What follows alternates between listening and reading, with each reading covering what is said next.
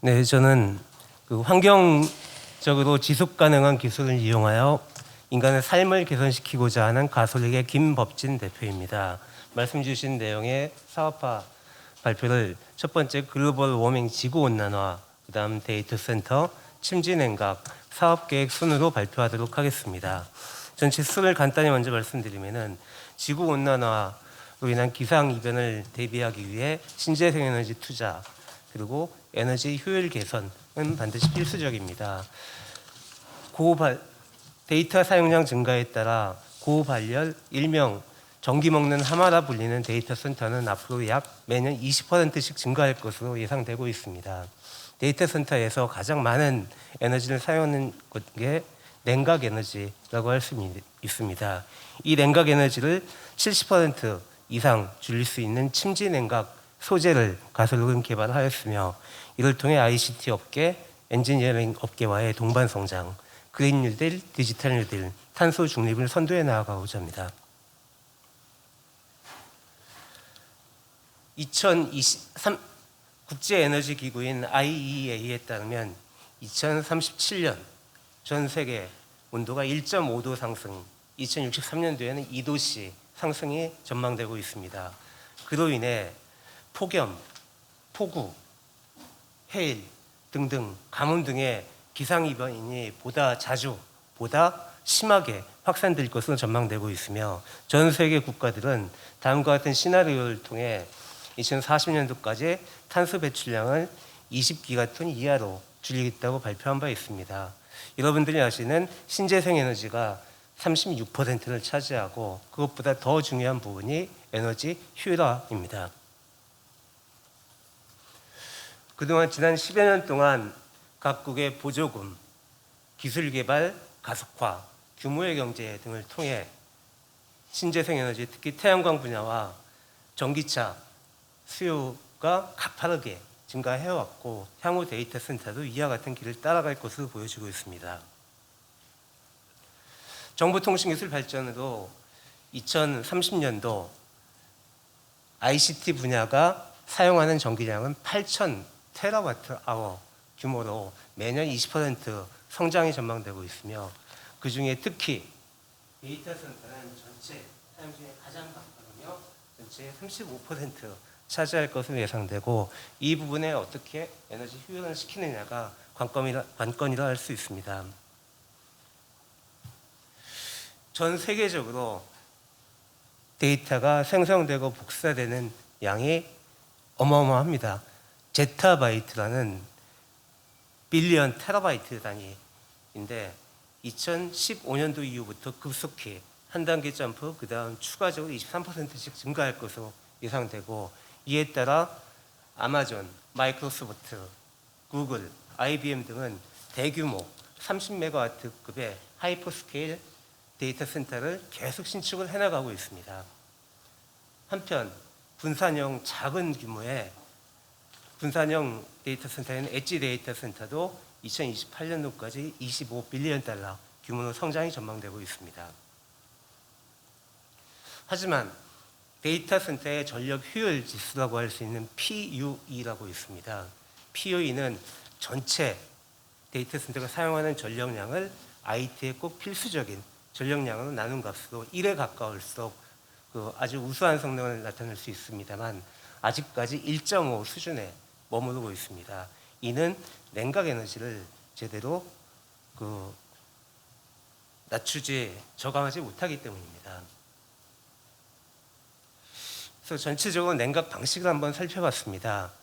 통상적으로 냉각하면 에어컨과 같이 공기 냉각, 그 다음 한 부위를 차가운 액체로 흘려주는 간접 냉각 방식, 그 다음 전체 부품이나 시스템을 직접 담그는 침지 냉각 방식이 세 가지가 있을 수 있습니다.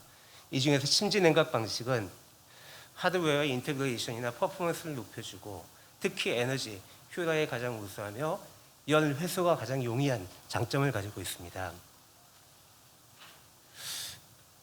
이제 데이터 센터에 딱 들어가면 두 가지에 대해서 놀라시게 될 겁니다. 첫 번째, 아주 시끄럽다.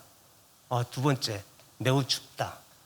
이는 데이터 센터 서버에 들어가 있는 CPU, GPU, SSD 등에서 엄청난 발열을 한 걸 냉각 팬을 통해서 옆으로 빼내고 전체 공기를 순환시켜서 냉각을 하기 때문입니다. 이에 반해 침지 냉각 방식은 이와 같은 탱크들 안에 서버들을 직접 집어넣고 액체를 담그고 액체만을 가지고 열교환을 시키기 때문에 이와 같이 건축 면적, 서버 집적도, 소음, IT 성능 등을 개선시킬 수 있으며 가장 중요한 냉각 에너지를 70% 이상 개선이 가능하고 전체 운영비를 30% 절감할 수 있는 새로운 냉각 방식이라 할 수 있습니다. 그렇다면 이게 현재 개발된 기술이냐?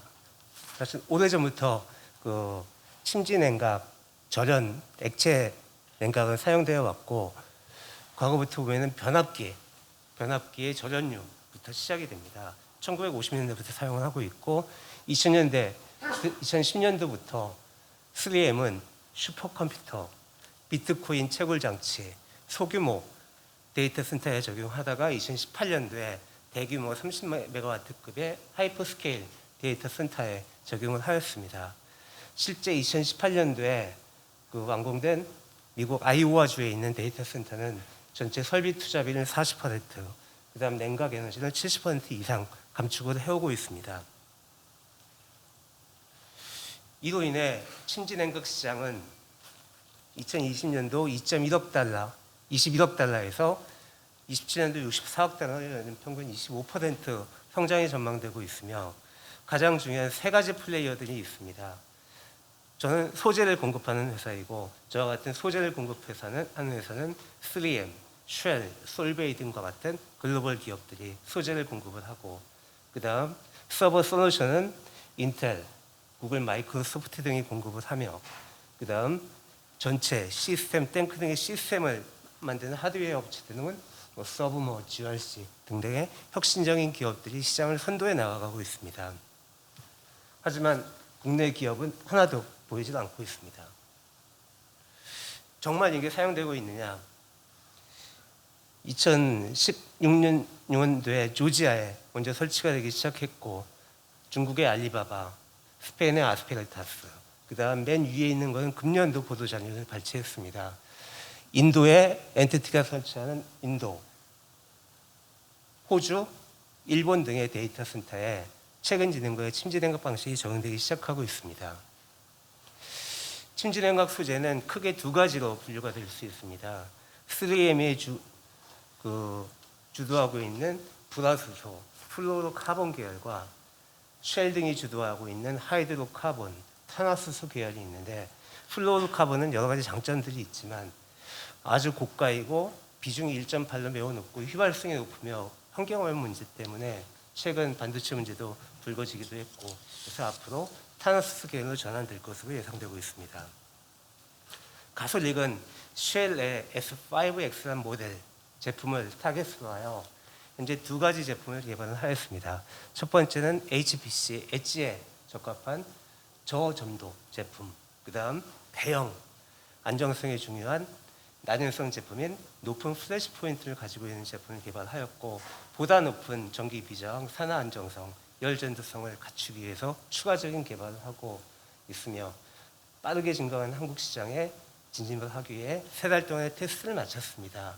강한 특허는 준비 중에 있고 열 교환 에너지 효율화 익스체인지도 개발 중에 있습니다. 국내 산업 데이터 센터 전망은 보수적으로 약 25년대 1기가와트로 성장이 전망되는데 이는 데이터 센터를 설치 개발하기 위해서는 반드시 한국전력에 그 전기 사용 예정 통지를 접수해야 되는데 현재 누적된 접수량이 30기가와트 정도 규모가 됩니다. 참고로 우리나라의 여름 겨울철 전력 피크 사용량이 90기가와트 정도를 차지합니다.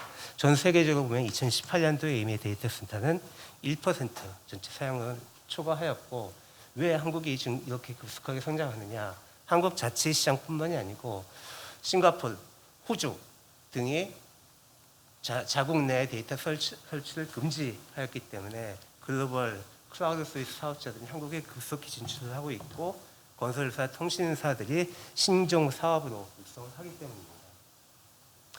가솔릭은 파일럿 시험 후 20kW 실증 테스트, 40kW 컨테이너 사이즈의 엣지 컴퓨팅, 이후 시범 사업을 진행한 후에 엔지니어링 서버 시스템사와 협업하여 30MW급의 하이퍼스케일 데이터 센터의 소재를 공급 계획입니다. 심지능각 소재 국산화를 통해 ICT, 전체 ICT 산업, 엔지니어링 산업의 동반 성장 및 탄소 중립에 기여하고자 하며, 저는 지난 25년 동안 SK이노베이션, LS연선 벤처기업 등에서 연구개발, 경영전략, 사업총괄 등을 수행하며 다수의 텍베이스 사업화, 글로벌 시장 개발을 성공시킨 경험을 바탕으로 다수의 파트너들과 함께 시장을 선도해 나아가도록 하겠습니다. 감사합니다.